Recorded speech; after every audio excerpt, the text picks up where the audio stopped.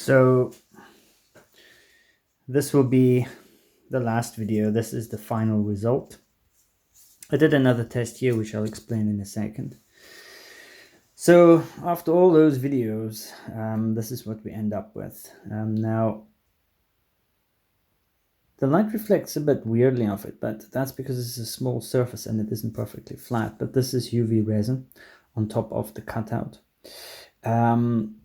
This is just a printout. I just wanted to, it was just to see what it looks like underneath the resin. But as you can see, it kind of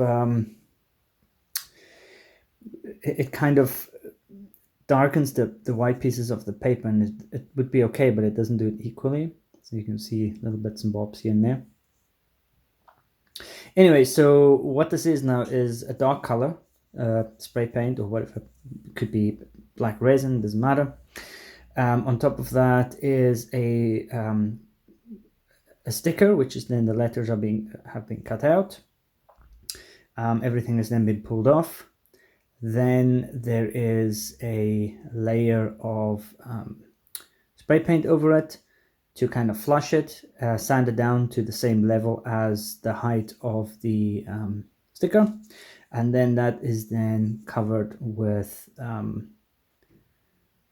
UV resin. The reason I used UV resin is because it's so easy to deal with. You put it down, it self-levels, it at this kind of level, it doesn't kind of bubble. Now, because I did this afterwards, you can see that I messed a little bit on this, so that this is just tester. This is actually not bad at all. It worked out really well. There's a couple of bits, obviously, to make sure it self-levels, it has to be leveled. And so having a guitar lying in such a way that it is level is going to be slightly tricky. But I'm definitely going to use this method. I like the look of it. Now, if you remember when I was cutting this out, I made quite a few boo-boos here and there because I was umming and ahhing. So yeah, that's going to be the most important thing, is to cut this out as neatly as possible. The problem I had actually was not really cutting it out neatly, but it was more the fact that this, whatever surface is on the back of this cheap laminate flooring, prevented the spray paint from really taking properly.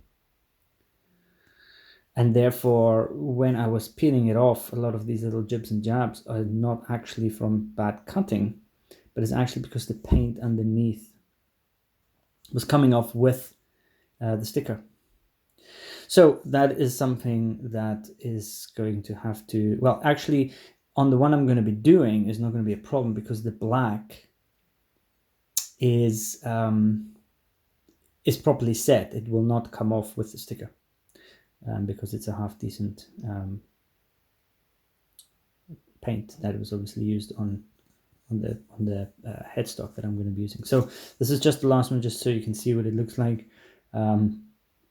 See that unevenness that you see here, and is because there was tape around it, and obviously I didn't wait for ages to make sure it self-levels and all that.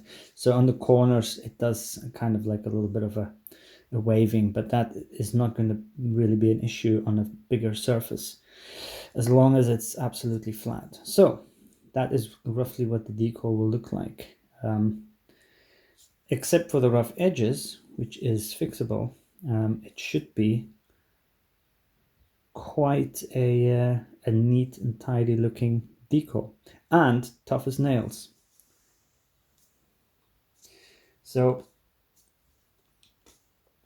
it is pretty much as tough as what you'd expect a finish to be, and kind of scratch resistant. See, I can put my nails in there, and then I can wipe it back off, polish it back off. So this is quite a nice way of doing it, and this is exactly how it's going to be done, with great difficulty, but I think it's going to look great. Thank you very much.